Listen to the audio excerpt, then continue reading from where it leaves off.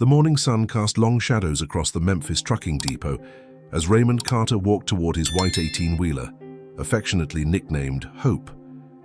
At 57, Raymond had spent 32 years navigating America's highways, carrying freight from coast to coast with the quiet determination of a man who understood that the road was more than just asphalt and concrete. It was a living entity that spoke to those who listened. His weathered hands traced the familiar contours of Hope's door handle, a ritual he'd performed thousands of times before. The small religious medallion his daughter Sarah had hung from the rearview mirror 12 years ago swayed gently in the morning breeze, catching glints of sunlight like a protective talisman. Raymond had never been particularly religious, but something about that medallion made him feel less alone during those long stretches of highway solitude. "Morning, Ray," called out Tommy Martinez, a younger driver who'd been working the Memphis routes for about 5 years. "Heard you got something special lined up for today." Raymond nodded, pulling the crumpled dispatch paper from his shirt pocket. East St. Louis delivery, electronics equipment. He paused, studying the address again. Something about those numbers and street names made his stomach tighten with an inexplicable unease. Never been to this particular neighborhood before. Tommy's expression shifted, his usual jovial demeanor suddenly serious. "East St. Louis, huh? My uncle used to run deliveries there back in the day. Always said that area had, well, let's just say it had its own personality." He laughed nervously as if trying to dispel his own discomfort. "Probably just old trucker stories, you know how it is." But Raymond did know how it was. In 3 decades on the road, he'd learned to distinguish between harmless trucker folklore and the kind of stories that carried weight, the ones that made experienced drivers choose alternate routes, even if it meant burning extra fuel. The stories about East St. Louis weren't told with the exaggerated bravado of typical road tales. They were whispered with genuine concern, shared like warnings, between friends. "The pay's good," Raymond said, more to himself than to Tommy. "Real good, bonus included." He folded the paper and tucked it back into his pocket, but his fingers lingered there as if reluctant to let go of his uncertainty. Tommy clapped him on the shoulder. "You'll be fine, Ray. You've been doing this longer than most of us have. Been breathing. If anyone can handle whatever's out there, it's you." As Raymond climbed into Hope's cab, he caught his reflection in the side mirror. The face looking back at him showed the accumulated wisdom of countless miles, the crow's feet around his eyes mapping out years of squinting into sunset horizons and dawn highways. His graying hair was still thick, his build still solid, despite the sedentary nature of long-haul driving. But today, something in his eyes looked different, a flicker of anticipation mixed with apprehension that he couldn't quite shake. The engine roared to life with its familiar, comforting rumble. Raymond had always believed that Hope had her own soul, her own way of communicating through the subtle vibrations of the steering wheel, the pitch of the engine, the way she handled curves and grades. Today, however, something felt different. The engine seemed to hesitate for just a moment longer than usual before settling into its rhythm, as if the truck itself was uncertain about their destination. As he guided Hope out of the depot and onto Interstate 40, Raymond's mind wandered to his daughter Sarah. At 28, she was building her own life as a nurse in Little Rock, but she still called him every Sunday evening, religiously checking in on her father's adventures on the road. She worried about him, he knew, especially since her mother had passed 5 years ago. The medallion hanging from his mirror had been Sarah's way of ensuring that even when she couldn't be there to look after him, something would be watching over him.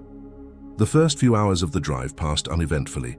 Raymond fell into the meditative rhythm that made long-haul driving bearable, monitoring traffic patterns, adjusting speed for optimal fuel efficiency, keeping one eye on the road, conditions ahead. The August heat was building, but Hope's air conditioning kept the cab comfortable. The radio played softly in the background, a mix of classic country and talk radio that provided just enough noise to keep the silence from becoming oppressive. But as the miles accumulated and the landscape began to change, Raymond found his attention drawn repeatedly to that dispatch paper. The address seemed to burn in his pocket like a hot coal, demanding acknowledgement. He'd memorized it by now, 1247 Industrial Boulevard, East St. Louis. But each time he mentally repeated it, the numbers felt somehow wrong, as if they were coordinates for a place that existed somewhere between the official maps and reality. By mid-morning, the familiar comfort of the interstate gave way to the more complex navigation required for urban delivery. As Hope's massive frame moved through the increasingly narrow streets approaching East St. Louis, Raymond noticed that the normal patterns of city life seemed strangely muted. Traffic moved with unusual lethargy. Pedestrians walked with their heads down, and even the sunlight seemed filtered through an invisible haze that softened the edges of buildings and streetlights. The GPS unit mounted on his dashboard began acting erratically, recalculating routes every few minutes despite the fact that Raymond was following its directions precisely. The screen flickered occasionally, showing roads that didn't match what he could see through his windshield, suggesting turns onto streets that appeared to dead-end into empty lots or abandoned buildings. "Come on, darling," Raymond murmured, to Hope, using the pet name he'd never admit to using when other drivers could hear. "Let's get this delivery done and get back on familiar ground." But even as he spoke those words, Raymond felt a peculiar certainty settling over him like a heavy blanket. This wouldn't be just another delivery, just another day on the road. Something was waiting for him in East St. Louis, something that would change the comfortable routine he'd built over 3 decades of highway life. The medallion hanging from his mirror began to sway more noticeably, despite the fact that Hope was moving steadily through relatively smooth traffic. As they approached the final turns toward Industrial Boulevard, Raymond glanced at his watch. 9:47 a.m. He made a mental note of the time, though he couldn't say exactly why it seemed important. Sometimes on the road, a man developed instincts about these things. Moments that would later prove significant, markers in time that divided before from after. Chapter 2. When Reality Shifts. If this story interests you, don't forget to subscribe to our channel and give it a like. Tell us what city you're watching from. Let's continue. The moment Raymond turned onto Industrial Boulevard, the world seemed to shift into a different frequency. The streets stretched before him like a corridor between 2 versions of reality, one familiar and predictable, the other charged with an energy that made the hair on his arms stand up beneath his flannel shirt. Hope's engine stuttered for the first time in months, a brief hesitation that sent a jolt of concern through Raymond's chest. He'd maintained this truck meticulously, treating her like the faithful companion she'd been through countless journeys. Engine trouble was rare, and when it occurred, it usually announced itself with warning signs Raymond could read like a favorite book. This was different, not mechanical failure, but something that felt almost like uncertainty. "Easy, girl," he whispered, his hand instinctively moving to stroke the dashboard. "We're almost there." The buildings lining Industrial Boulevard told the story of a neighborhood caught between decay and stubborn survival. Warehouses with broken windows stood next to small businesses that somehow continued operating despite the economic challenges that had hollowed out so many industrial areas. But what struck Raymond most profoundly was the quality of light itself. Despite the clear August sky, shadows fell at angles that didn't quite match the sun's position, creating pockets of premature twilight that seemed to swallow sound and movement. As he searched for address numbers, Raymond became aware of being watched. Not the casual curiosity that truck drivers often encountered in residential areas, but something more intense, more purposeful. People emerged from doorways and alleys with a synchronicity that felt choreographed, their eyes tracking Hope's progress with an interest that went beyond mere observation. An elderly woman wearing a faded purple dress stood motionless on a corner, her gaze fixed on Raymond through the cab's windshield.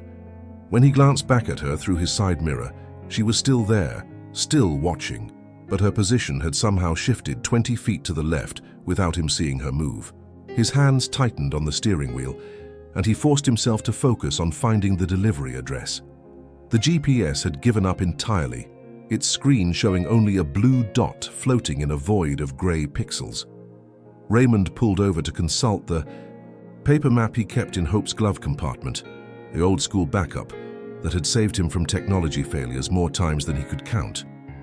But when he spread the map across his steering wheel, Industrial Boulevard appeared to end 3 blocks before the address he was seeking.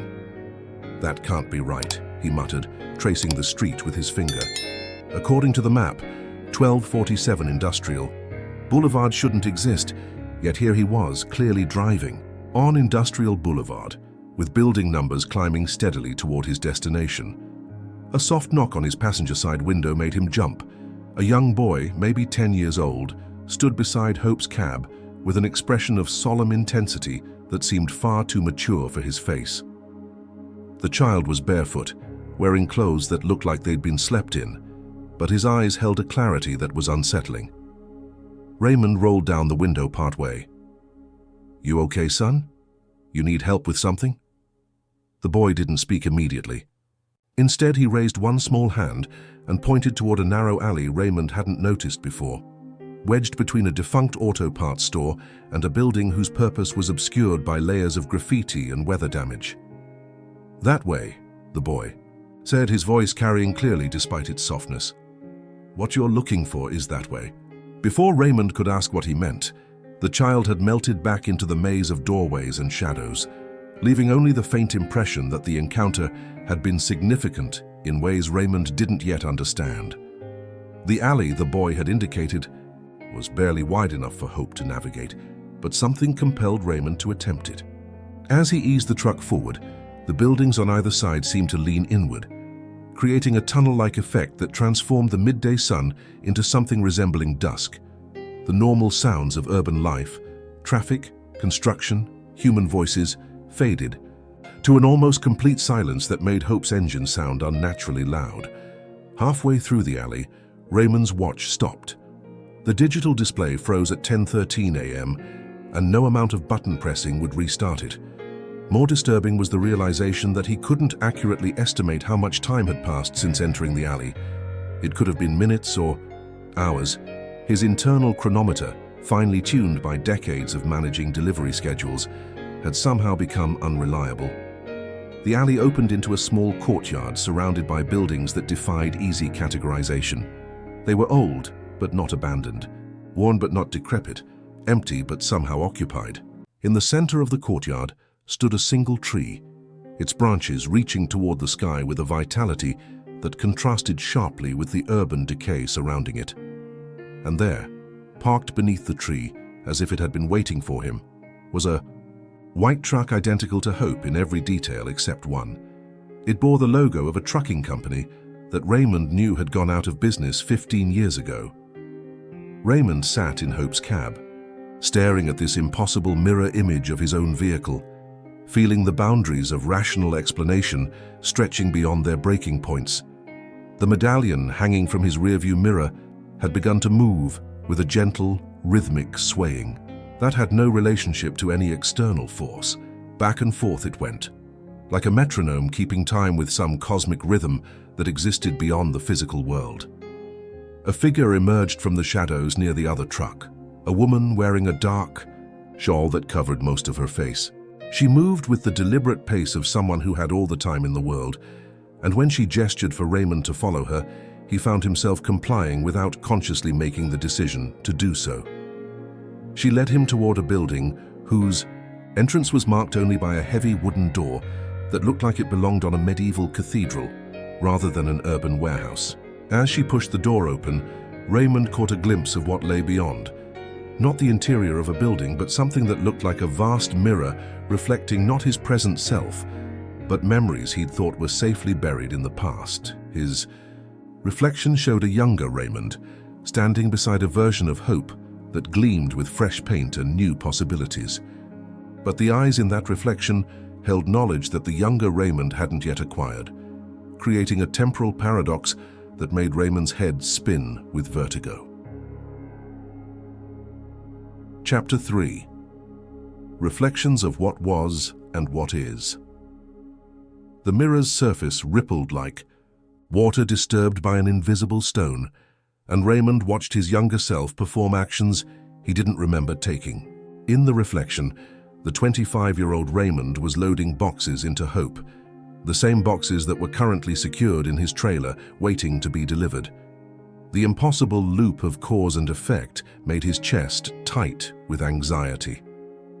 "This isn't real," he whispered to himself, but the words felt hollow even as he spoke them.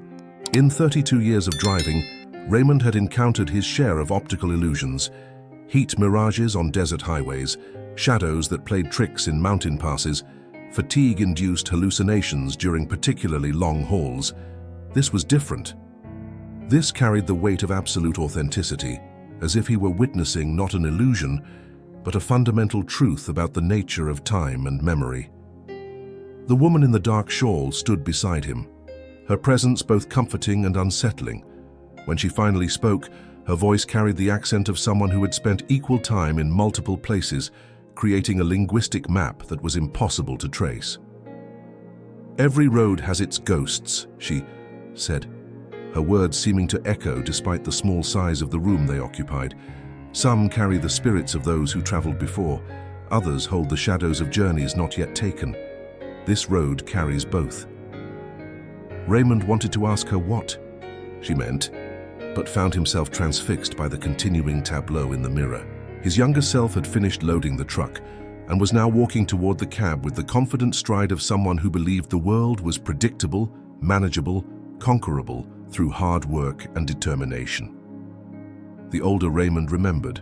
That confidence remembered the simple certainty that had once guided his decisions. "What happened to him?" Raymond asked, though he wasn't entirely sure which version of himself he was referencing. "Nothing happened to him," the woman replied. "Everything happened around him. Time is not a river flowing in one direction as most people believe. It's more like a vast ocean, with currents that sometimes circle back on themselves, bringing the past into contact with the present in ways that change both." In the mirror, Raymond watched his younger self climb into Hope's cab and start the engine. But instead of driving away, the truck began to move in reverse, backing up through actions that hadn't yet been taken, approaching a moment that felt significant despite its apparent ordinariness. The scene shifted, and suddenly, the mirror showed Raymond at 35, holding a newborn Sarah in his arms, while his wife Susan smiled weakly from her hospital bed. The joy on his face was so pure, so uncomplicated by the knowledge of loss that would come later, that it made his present-day heart ache with recognition and regret. "My daughter," he said softly, and his voice carried the accumulated weight of 12 years of Sunday phone calls, birthday cards sent to her college dormitory, and the gradual acceptance that children grow up and create their own lives. "She gave you the medallion," the woman observed, and Raymond's hand instinctively moved to touch the small religious charm hanging from his rearview mirror. Except he was no longer in Hope's cab. He was standing in this impossible room, watching his life unfold in a mirror that seemed to contain all of time simultaneously. "Yes," he confirmed, after we lost Susan, Sarah said she wanted something to watch over me when she couldn't be there herself." The mirror's scene changed again, showing Raymond the day Sarah had hung the medallion in Hope's cab. She was 16 then, still young enough to believe that small gestures could provide protection against the vast uncertainties of adult life. The image was so vivid that Raymond could smell the strawberry shampoo Sarah had used as a teenager, could feel the awkward tenderness of her adolescent hug. "Protective charms work in mysterious ways," the woman said. "Sometimes they protect us from external dangers, sometimes they protect us from ourselves, and sometimes they simply make visible the things we need to see." As if responding to her words, the mirror's surface began to clear, showing not the past but the present moment. Raymond saw himself standing in the room, but his reflection looked different, older, more weathered, but also somehow more complete, as if the fragmented pieces of his identity were finally settling into their proper alignment. Behind his reflection, other figures began to appear. Susan, looking exactly as she had on their wedding day, her smile radiant with love and possibility. Sarah as a child, as a teenager, as the accomplished woman she'd become. His own parents, gone now for more than a decade but still carrying the authority and wisdom that had shaped his early understanding of right and wrong. "They're all still with you," the woman said gently. "Every person who has ever loved you, every moment that has ever mattered. They travel with you on every road you take. The medallion doesn't protect you from them. It helps you remember that protection comes from carrying love with you, not from leaving it behind. Raymond felt tears forming in his eyes, not from sadness but from a recognition so profound it felt like coming home after a lifetime of wandering. For 32 years, he'd thought of himself as essentially alone on the highways, with only hope for company and the occasional phone call to maintain his connection to the world of relationships and responsibilities. But the mirror was showing him something different, a truth about the nature of solitude that transformed his understanding of every mile he'd ever driven. He had never been alone. Every road had been traveled in the company of everyone he'd ever loved, everyone who had ever loved him, everyone whose life had intersected with his in ways both significant and seemingly trivial. The woman began to move toward the door, and Raymond understood that his time in this place was drawing to a close. But before he could follow her, she turned back with one final observation. "The delivery you came to make," she said, "was never about the boxes in your trailer. It was about bringing yourself to this moment, to this understanding. The address that brought you here exists in all times and no time, because some destinations can only be reached when the traveler is ready to arrive." As they stepped back into the courtyard, Raymond saw that the identical white truck was no longer there. In its place stood a small memorial garden, with flowers that bloomed in colors he'd never seen before, and a plaque that bore no words but somehow communicated volumes about memory, journey, and the places where love and loss intersect. Hope sat exactly where Raymond had left her, but the late afternoon light suggested that hours had passed, despite his perception that only minutes had elapsed in the mysterious room. The medallion hanging from his rearview mirror glowed softly in the fading sunlight, and for the first time in years, Raymond felt truly ready to continue his journey. Chapter 4. The Weight of Understanding. When Raymond climbed back into Hope's cab, the familiar environment felt transformed. The seat that had supported him through countless journeys now seemed to cradle him with a different kind of comfort, as if the truck itself had absorbed some of the profound understanding he'd gained in that impossible room. The dashboard, with its array of gauges and switches, looked the same but felt more alive, more responsive to his presence. The medallion swayed gently as he started the engine, and Raymond could swear he heard a faint whisper of his daughter's voice carried on. The air conditioning's gentle hum. Not words exactly, but the emotional resonance of her love and concern, traveling with him as it had for all these years without his conscious awareness. As he navigated Hope out of the courtyard and back onto Industrial Boulevard, Raymond noticed that the street had transformed in subtle but significant ways. The shadows still fell at unusual angles, but now they seemed welcoming rather than ominous. The people who had watched him with such intensity earlier were still there, but their expressions had shifted from scrutiny to something that resembled approval, as if he had passed some kind of test he hadn't realized he was taking. The delivery address, when he finally found it, turned out to be a modest electronics store wedged between a barbershop and a small restaurant that advertised authentic soul food in faded letters across its window. The building was unremarkable, except for a mural painted on its side wall. A vibrant depiction of a highway stretching toward a horizon filled with stars, with the words, "Every journey matters," painted in elegant script below the image. Raymond parked Hope at the loading dock behind the store and began the familiar process of unloading the boxes of headphones and speakers.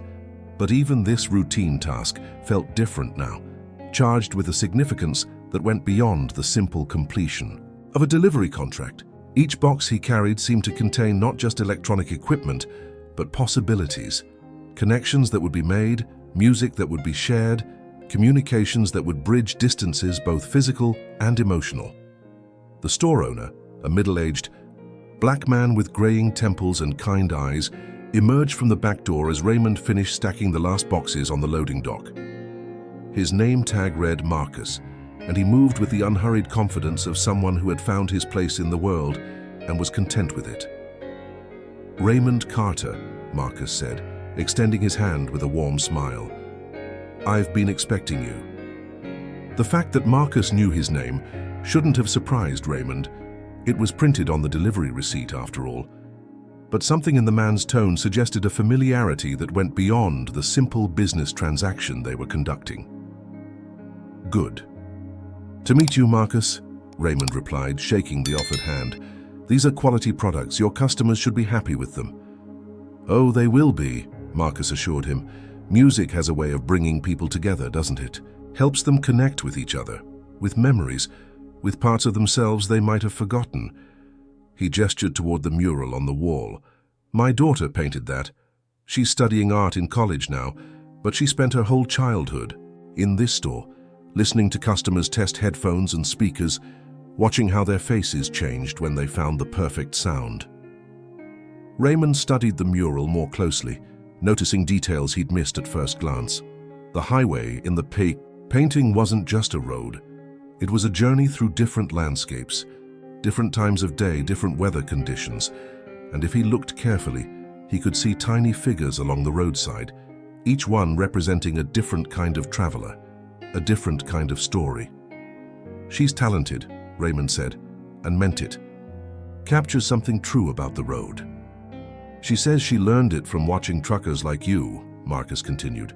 "Says you all carry stories in your eyes, tales of places most people never see, experiences most people never have." She wanted to honor that in her art. As they completed the paperwork for the delivery, Marcus asked casually, "How long you been driving?" 32 years, Raymond replied automatically, then paused. "But today feels like the first day somehow, like I'm just now understanding what I've been doing all this time." Marcus nodded as if this made perfect sense. "Sometimes we have to travel a long way to arrive at where we started. T.S. Eliot wrote about that, though I don't imagine you run into much poetry discussion at truck stops." "You'd be surprised," Raymond said, thinking of late-night conversations with other drivers, the unexpected depths of wisdom he'd encountered in 24-hour diners and rest areas. Truckers are philosophers in their own way. Hard not to think deep thoughts when you're alone with the road for hours at a time. "And what kind of thoughts have you been thinking lately?"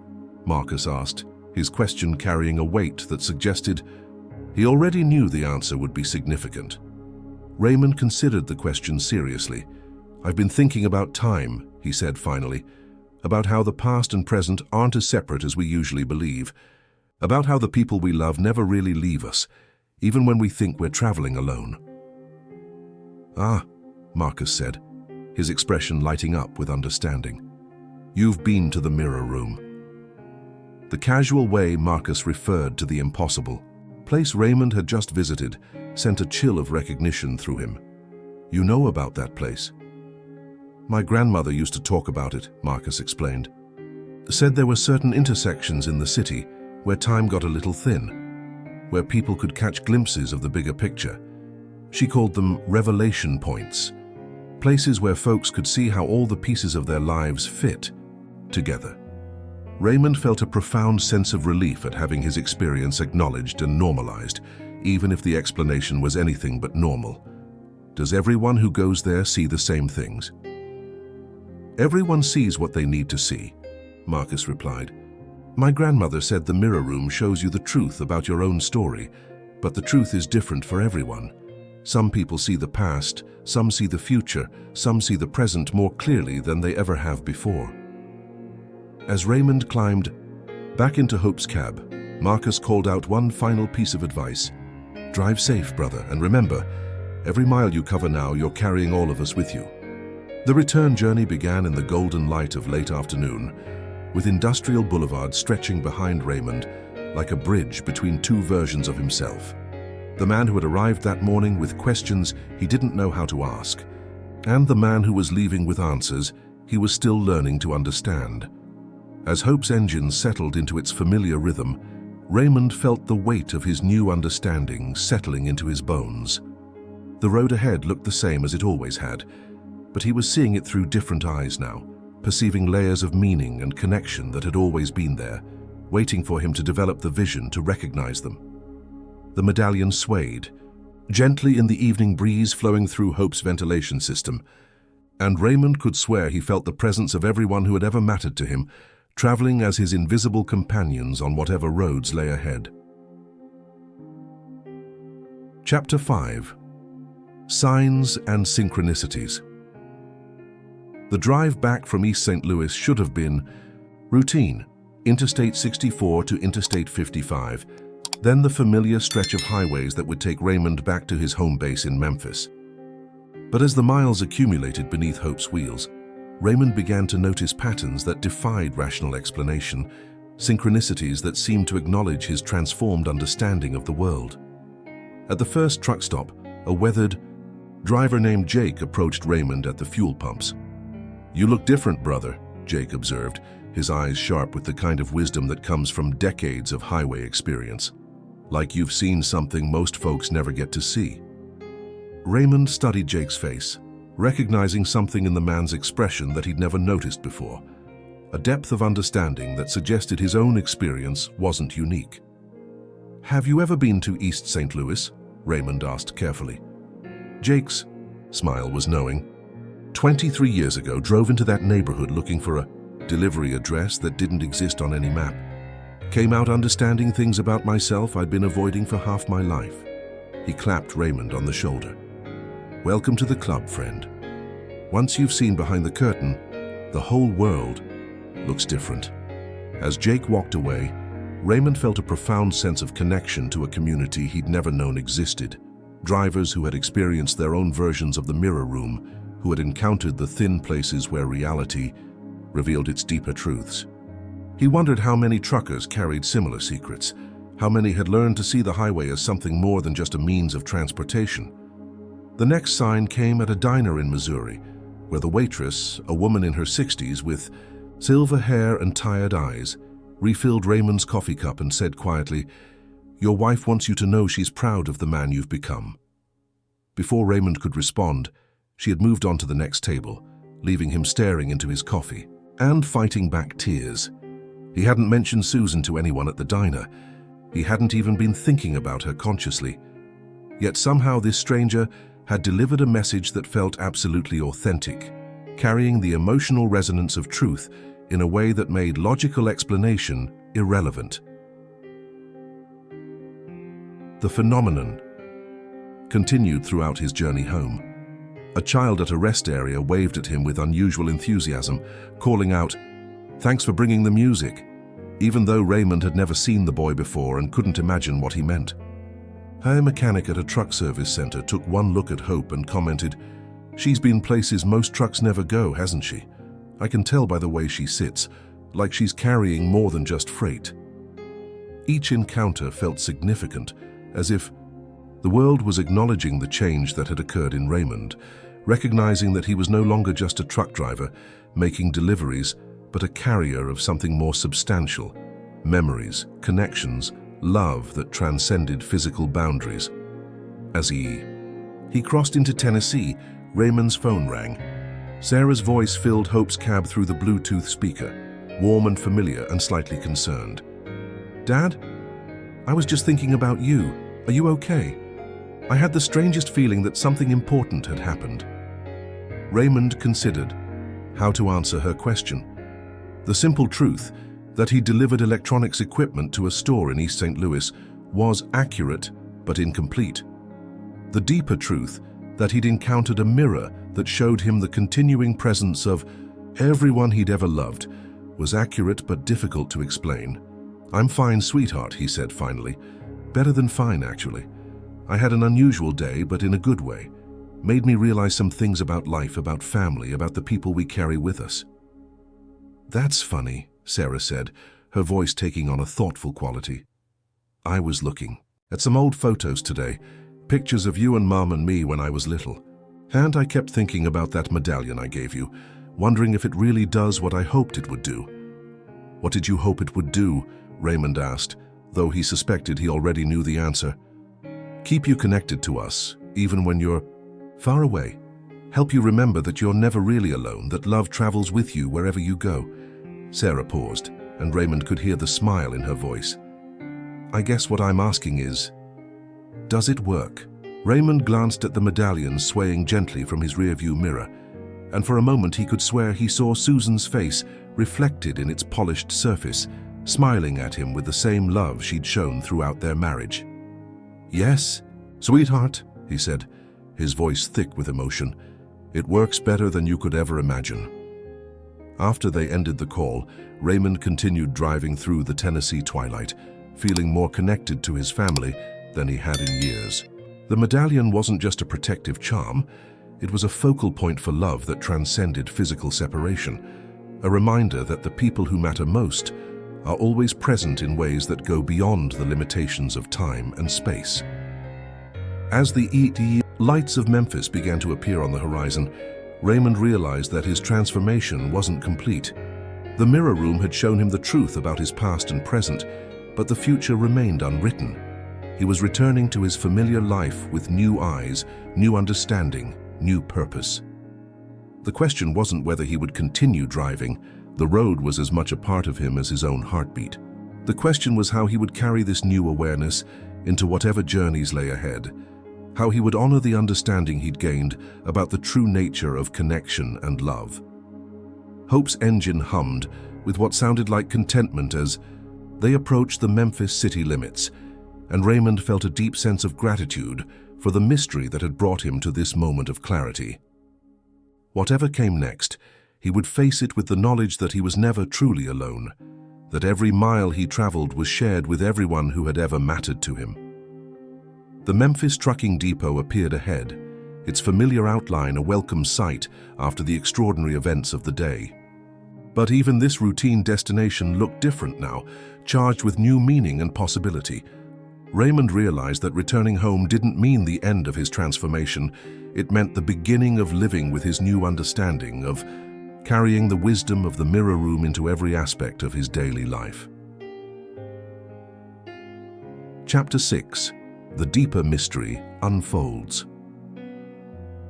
3 weeks passed after Raymond's return from East St. Louis, 3 weeks during which he attempted to settle back into his familiar routines while processing the profound experience that had changed his understanding of everything. The Memphis depot felt the same.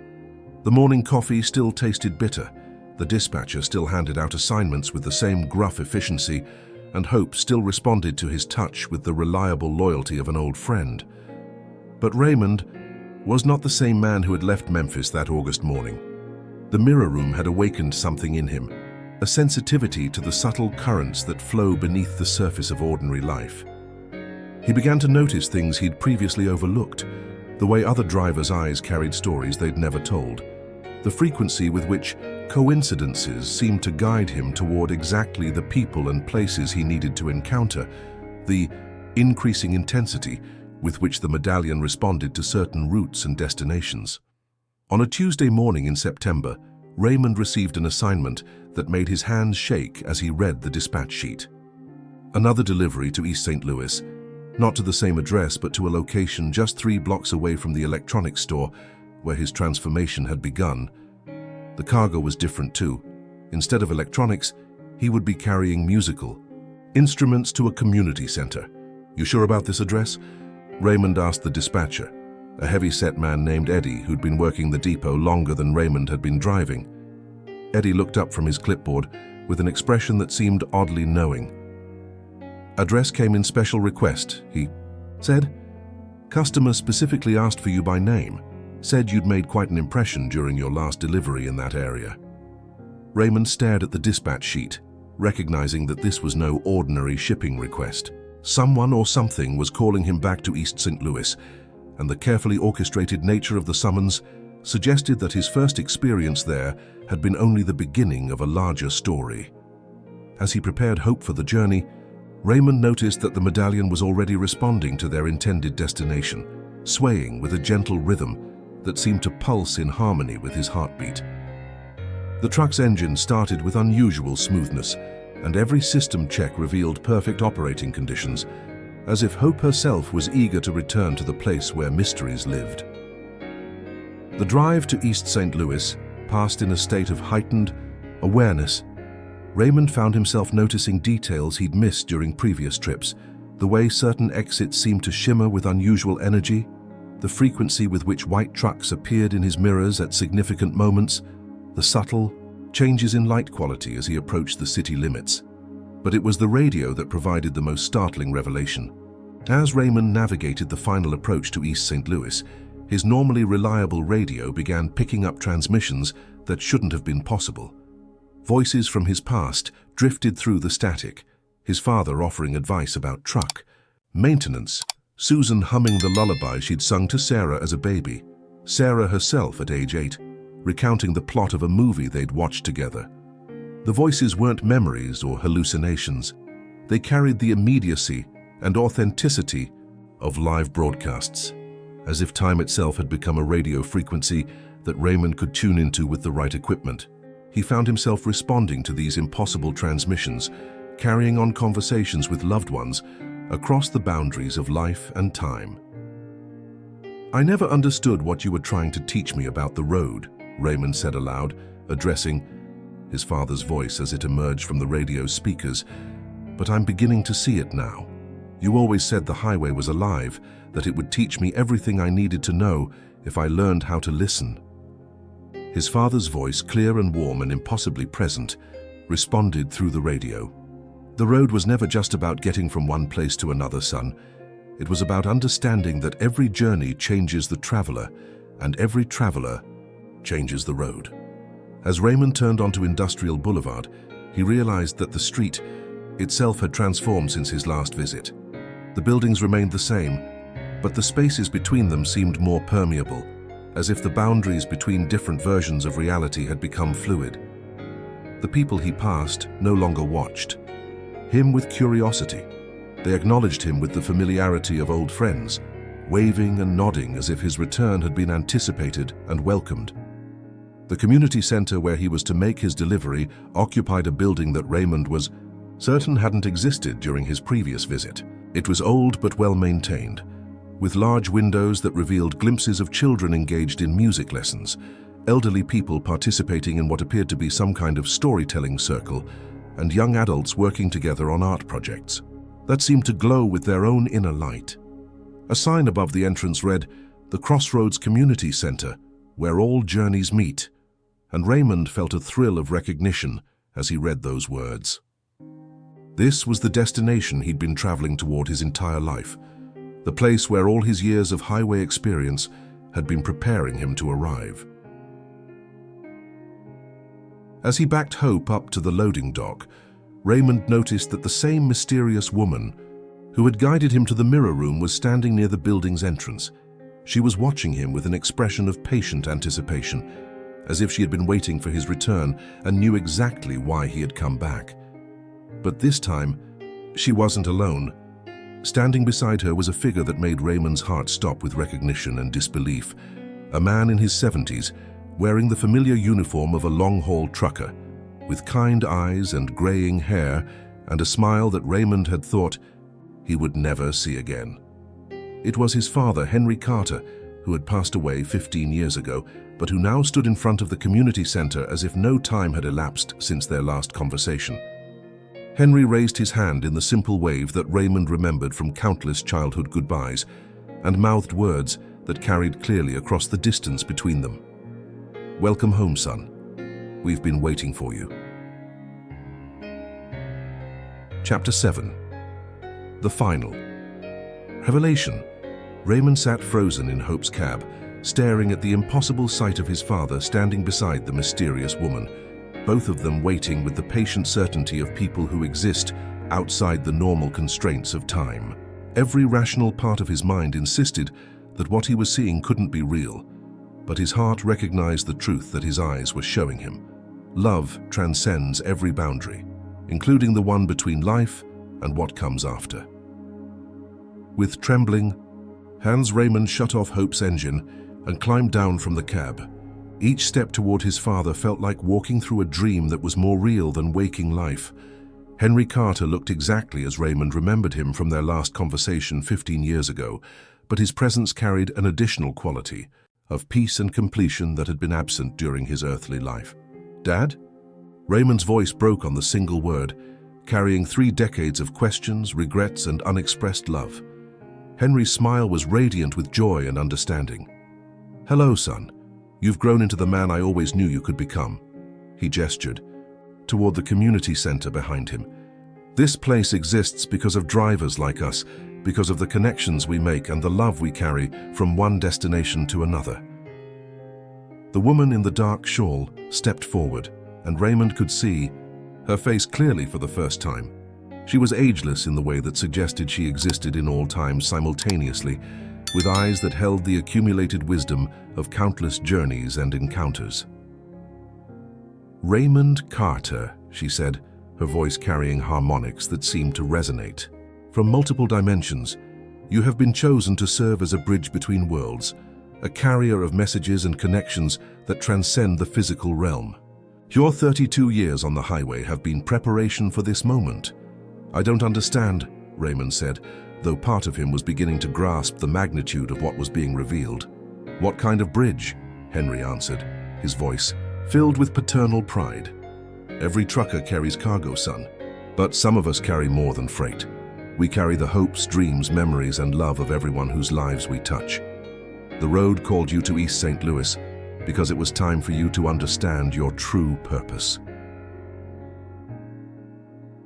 As if responding to his father's words, the community center's doors opened and people began to emerge, dozens of them representing every age, race, and background imaginable.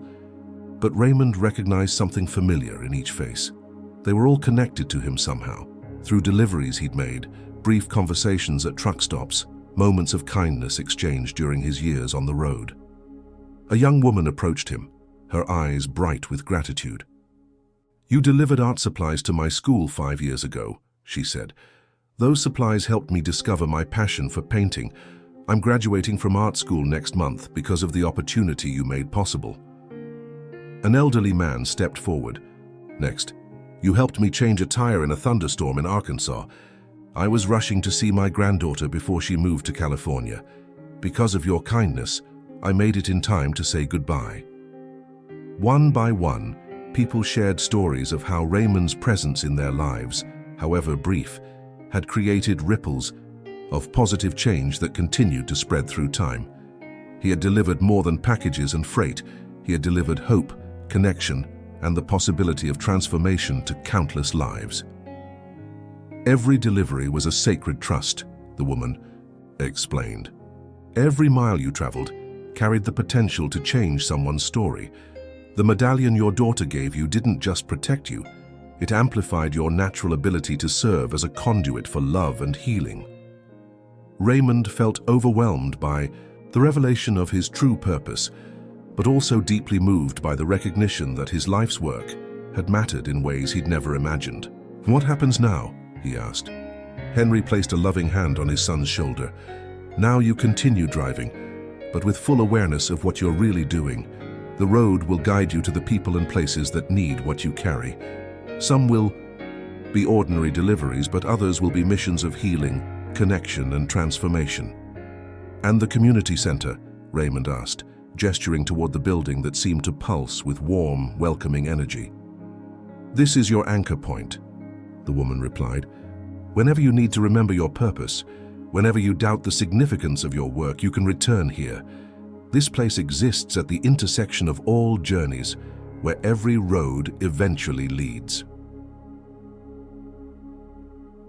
As the crowd of people who had been touched by Raymond's life began to fade back into the building, Henry stepped closer to his son. "I'm proud of you, Raymond. I always have been. The road chose you because you have the heart to carry other people's burdens and the strength to transform them into blessings." "Will I see you again?" Raymond asked, not wanting this reunion to end. "Every time you look in your mirrors," Henry replied with a gentle smile. "Every time you hear the engine's song, every time you remember that love is the only cargo that never gets delivered because it multiplies with every mile traveled." As Henry and the woman began to fade like morning mist, Raymond felt a profound sense of completion settle over him. He understood now why the mirror room had shown him his past, why the medallion had led him to this place, why Hope had always felt like more than just a truck. He climbed back into Hope's cab with renewed purpose, knowing that every road ahead would be an opportunity to serve as a bridge between hearts, a carrier of hope, a living symbol of the connections that bind all human stories together. As he started the engine and pulled away from the Crossroads Community Center, Raymond's radio crackled to life with a new transmission. Not voices from the past this time, but a clear signal guiding him toward his next delivery, his next opportunity to carry love across the distances that separate us all. The medallion swayed gently in the afternoon light, and Raymond could feel the presence of everyone who had ever mattered to him, riding with him toward whatever destination awaited. He was no longer just a truck driver making deliveries. He was a guardian of connections, a keeper of love stories, a man whose true cargo was the infinite capacity of the human heart to transcend every boundary. The end. Dear viewers, we hope Raymond's extraordinary journey has touched your hearts as deeply as it touched ours. This story reminds us that we are all carriers of love and connection, that every journey we take has the potential to transform not only ourselves, but everyone whose lives we touch along the way. Like Raymond, we all have the power to serve as bridges between hearts, carrying hope and healing wherever we go. If this story moved you, please subscribe to our channel and give it a like. Your support helps us continue sharing these powerful tales of human connection and transformation. We'd love to hear from you in the comments. Tell us about your own experiences with unexpected encounters that changed your perspective, or share what city you're watching from. Every day we bring you unique stories that explore the profound mysteries of life, love, and the invisible threads that connect us all. Don't miss our upcoming content. We have so many more incredible journeys to share with you. Thank you for traveling this road with us, and we'll see you in the comments.